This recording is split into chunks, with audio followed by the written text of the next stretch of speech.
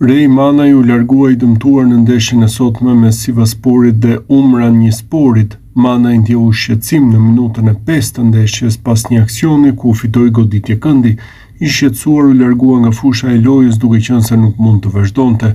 Kujtojmë se sulmuesi shqiptar kishte shfaqur probleme edhe në stërvitje gjatë kësaj jave, megjithatë vendosi të sakrifikojë sot për ekipin. Aktualisht Manaj është golshënuesi kryesor I kombëtares son. Askush tjetër që është në dispozicion të Silvinjos nuk ka shënuar më tepër gola me fanellën kuqezi. Shqipëria do të luajë në mars një nga ndeshjet më të rëndësishme në histori, duke qenë se përballë do të ketë Poloni në kuadër të play-offit të Kupës së Botës.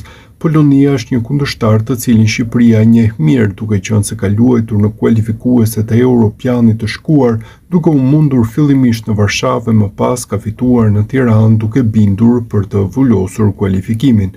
Dy ndeshjet ndaj Polonisë kishin dy rezultate krejtësisht të ndryshme dhe mbi të gjitha dy qasje taktike dhe formacione që prodhuan histori të kundërta.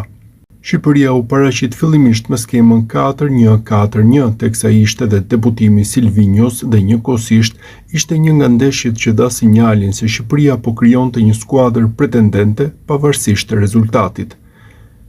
Ndeshja e parë. Në ndeshjen e humbur, Shqipëria u rreshtua me Strakoshën në port, në mbrojtje Hysaj, Kumbulla, Mihaj dhe Balliu, përpara tyre Ramadani si mesfushor I vetëm shkatrues, katërshja Uzuni, Aslani, Gjasula dhe Asani pas sulmuesit të vetëm Cikalleshi. Shqipëria tentoi të luante, tentoi të befasonte, por nuk arriti të gjente golin e barazimit apo edhe të avantazhit kur rezultati ishte 0-0, duke nisur edicionin kualifikues me një humbje, por me shumë shpresa. Pak muaj më vonë kuqezinjtë u përballën sërish me skuadrën polake duke marrë një fitore historike. Ndeshja e dytë. Në ndeshjen e fituar Shqipëria ndryshoi fytyrë, Strakosha mbeti në port, por para tij u vendos një katërshere mbrojtëse me Mitajn, Gjimshitin, Ismailin dhe Hysajin.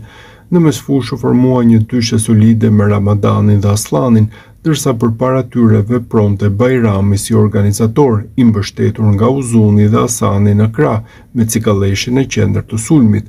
Kalimi në 4-2-3-1 solli menjëherë më shumë siguri. Dy mesfushorë para mbrojtjes do të thoshte më pak hapësira për kundërshtarin dhe më shumë kontroll të zonës para portës. Ramadani nuk ishte më I vetëm në betejë, me Aslanin që ndihmonte si në fazën mbrojtëse, ashtu edhe në ndërtimin e lojës. Prania Bajramit si dhjetësh klasik ndryshoi dinamikën e sulmit. Shqipëria kishte një pikë referimi kreative mes linjave, një lojtar që merrte topin dhe kërkonte pasimin vertikal.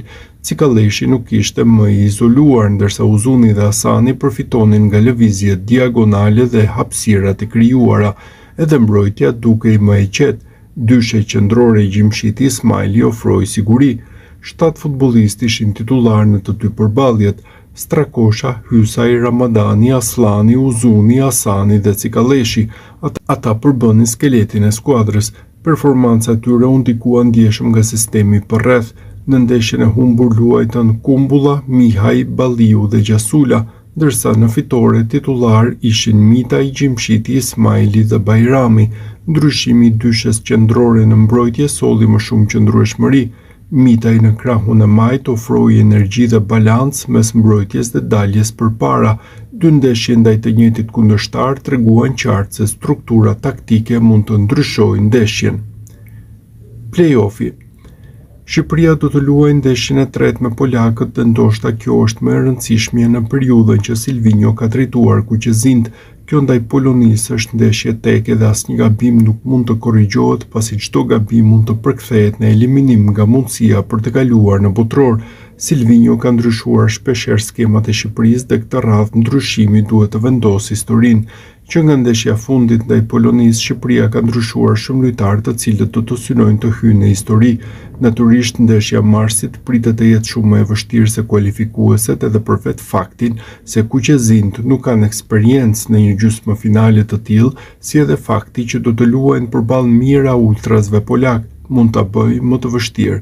Nga ana tjetër presioni do të jetë mbi polakët pasi ata janë para tifozëve të tyre dhe vinë si favorit në këtë sfidë, prandaj Shqipëria mund ta përdorë këtë presion në të mirën e vet.